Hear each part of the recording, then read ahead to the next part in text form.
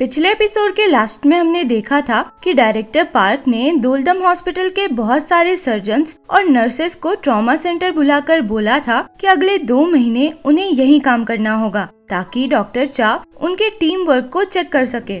Doctor इंसू जो एक emergency doctor था पूछता है कि दोलदम हॉस्पिटल के ईआर का क्या होगा। पार्क कहते हैं कि डॉक्टर किम से इस बारे में ऑलरेडी बात हो गई है और डॉक्टर किम ने कहा है कि वो मैनेज कर लेंगे। दूसरी तरफ डॉक्टर किम दोलदम हॉस्पिटल के स्टाफ को बोलते हैं कि मैं और तुम लोग जितने भी यहाँ हो हम सब मिलके ईआर मैनेज करेंगे। सब एक दूसरे का मुंह देखने लगते हैं क्योंकि इतने कम लोगों में ईआर संभालना बहुत मुश्किल होने वाला था। जनरल सर्जन्स में बस डॉक्टर जैंग और डॉक्टर ली ही तो थे। इधर वोजिन ट्रॉमा सेंटर में काम करने से मना करके जाने लगता है। डॉक्टर चा कहते हैं क्यों, क्या तुम मेरे साथ काम करने में कॉन्फिडेंट नहीं हो? क्या मुझे दिखाने के लिए तुम्हारे पास कोई स्किल्स नहीं है? वोजिन कहता है मैं अपने स्किल्स दिखाने के लिए सर्जरी नहीं करता और मैं मना सिर्फ इसलिए कर रहा हूँ क्योंकि मैं डॉक्टर किम के साथ काम करते रहना चाहता हूँ। ये बोल के वोजिन वहाँ से निकल जाता है तो डॉक्टर इंसू और डॉक्टर मून उसके पीछे जाते हैं और उसे कन्विंस करने लगते हैं कि वो ट्रॉमा सेंटर में कुछ दिन काम करके देख तो ले। एक्चुअली उन्हें डॉक्टर किम ने ही कहा था वोजिन को समझाने को। वोजिन भी ये समझ जाता है और कहता है कि ऐसे भी डॉक्टर किम बस 2 नए डॉक्टर्स के साथ ईआर कैसे संभाल पाएंगे। ऊपर से तो आज फ्राइडे है। दोलदम हॉस्पिटल में हमेशा से यही होता आ रहा था कि फ्राइडे को बहुत सारे इमरजेंसी पेशेंट्स आ जाते थे। अब इधर डॉक्टर किम नर्स ओ से कहते हैं कि वो कुछ समय ट्रॉमा सेंटर में काम करे क्योंकि वोजिन के नहीं रहने पे सिर्फ डॉक्टर यांग ही जनरल सर्जन है और उसे ट्रॉमा पेशेंट से डील करने का एक्सपीरियंस बहुत कम है। तभी एक दूसरी नर्स डॉक्टर किम को बताती है कि 2 पेशेंट्स को वहाँ लाया जा रहा है जिनको पेस्टिसाइड पॉइजनिंग हुई है और हाईवे में एक एक्सीडेंट भी हुआ है जिसमें 3 लोग घायल हुए हैं। डॉक्टर किम उस नर्स से कहते हैं कि एक्सीडेंट वाले पेशेंट्स को वो ट्रॉमा सेंटर भेज दे। नर्स ओ ट्रॉमा सेंटर पहुंचकर सबको बताती है कि 3 पेशेंट्स यहाँ आ रहे हैं जिनमें से एक कार्डियक अरेस्ट में है। दोलदम हॉस्पिटल में दोनों पॉइजनिंग वाले पेशेंट्स को लाया जाता है।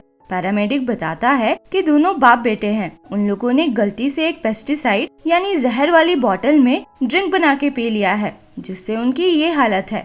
डॉक्टर किम उनमें से एक पेशेंट को चेक ही कर रहे थे कि वोजिन वहाँ जाता है और कहता है कि वो इस पेशेंट को हैंडल कर लेगा। दूसरा पेशेंट जो उस पेशेंट का फादर था वो अचानक से कार्डियक अरेस्ट में चला जाता है। एरियम काफी देर तक उसे सीपीआर देती है पर उसकी डेथ हो जाती है। इधर ट्रॉमा सेंटर में तीनों एक्सीडेंट्स के पेशेंट्स आ गए थे। 3 में से 2 तो बेहोश थे और बहुत बुरी हालत में थे। तीसरा एक टीनेज लड़का था जिसे कोई विजिबल चोट नहीं होने से ऑब्जर्वेशन रूम भेज दिया जाता है। युंजे के आने पे डॉक्टर इंसू बताता है कि 2 पेशेंट्स में से एक कार्डियक अरेस्ट में है और दूसरा कोमा में है। कोमा वाले पेशेंट का पेट थोड़ा हार्ड सा लग रहा था तो डॉक्टर इंसू डॉक्टर यांग को उसका अल्ट्रासाउंड चेक करने को बोलता है पर डॉक्टर यांग कॉन्फिडेंट नहीं था तो वो डॉक्टर इंसू को वहीं रोक लेता है।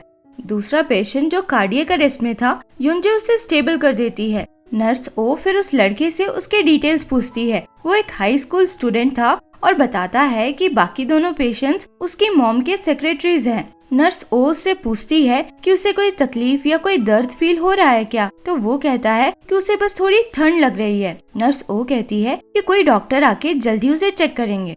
कोमा वाले पेशेंट के लिवर के पास बहुत इंटरनल ब्लीडिंग हो रही थी और लंग्स भी थोड़ा डैमेज लग रहा था। उसके लिए डॉक्टर यांग को डॉक्टर चा के साथ कंबाइंड सर्जरी करने को बोला जाता है। युंजे कार्डियक अरेस्ट वाले पेशेंट को हैंडल कर रही थी। उसने डॉक्टर ली को बुला लिया था ताकि वो उसे फॉलो करके सीख सके। इस पेशेंट के हार्ट में फ्लूइड जमा हो रहा था तो युंजे एक प्रोसीजर करने की बात करती है जिसमें निडल के थ्रू फ्लूइड को निकाला जाता है। दोलदम हॉस्पिटल में डॉक्टर किम वोजिन को कन्विंस करने की कोशिश करते हैं कि वो ट्रॉमा सेंटर चला जाए, वहाँ उसकी जरूरत है। वोजिन कहता है कि उसे डॉक्टर चा के साथ कंफर्टेबल फील नहीं होता।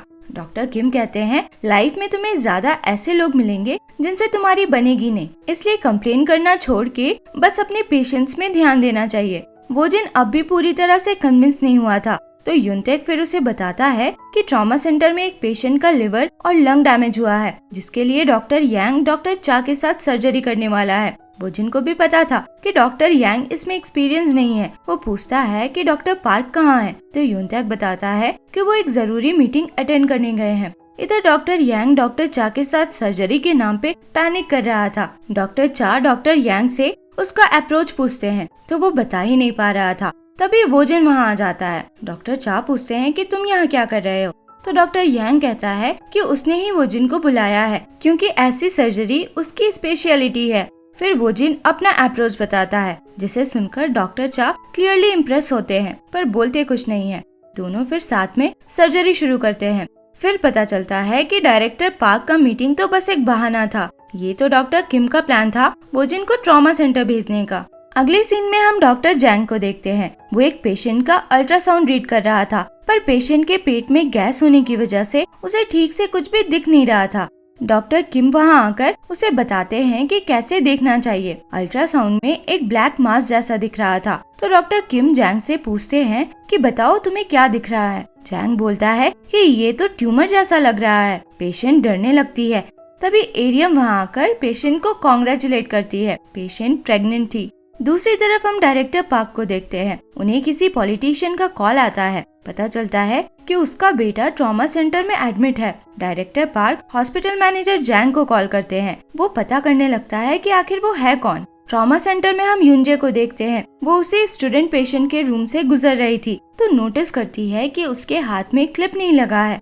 वो क्लिप लगाती है तो उस लड़के का पल्स ही नहीं था। वो तुरंत इमरजेंसी बटन प्रेस करती है और उस पेशेंट को सीपीआर देने लगती है। एक नर्स डॉक्टर इंसू को बुलाने जाती है तो इंसू को ध्यान आता है कि नर्स ओ ने उसे उस पेशेंट को देखने को बोला था, पर दूसरे पेशेंट्स के चक्कर में वो भूल गया था। वो भागते हुए पहुंचता है तो उसकी हालत देखकर शॉक्ड रह जाता है। युंजे अपनी तरफ से पूरी कोशिश करती है पर उसे बचा नहीं पाती। उसी समय उस पेशेंट की मॉम हॉस्पिटल आती है। वो उस एरिया की असेंबली वुमेन थी। अपने बेटे को मरा देखकर वो रोने चिल्लाने लगती है। तब तक डायरेक्टर पार्क भी पहुंच गए थे।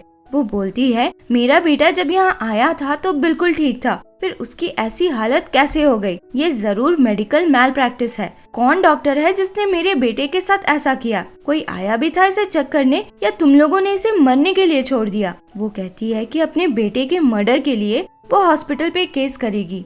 मैनेजर जैंग डॉक्टर किम को भी सिचुएशन के बारे में बताता है। जिस असेंबली वुमेन के बेटे की डेथ हुई थी वही ट्रॉमा सेंटर के आने वाले बजट रिव्यू की इंचार्ज थी।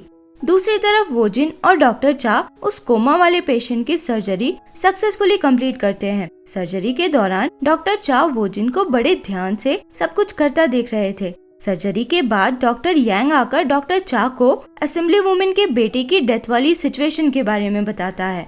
डॉक्टर चा वहां पहुंचते हैं तो देखते हैं कि सारे डॉक्टर्स और डायरेक्टर पार्क चुपचाप बस खड़े हैं। वो उस असेंबली वुमेन को अपना इंट्रोडक्शन देते हैं कि मैं इस ट्रॉमा सेंटर का हेड हूँ। असेंबली वुमेन कहती है, यहाँ के डॉक्टर्स ने मेरे बेटे को नेग्लेक्ट किया जिसकी वजह से मेरा बेटा मर गया।